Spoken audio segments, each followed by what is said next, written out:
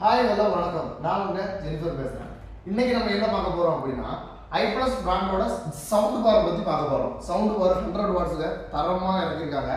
இதுக்கு sound system, தென் இதுக்கு features, இதெல்லாம் எப்படி இருக்குன்னு நம்ம இன்னைக்கு பார்க்கலாம்.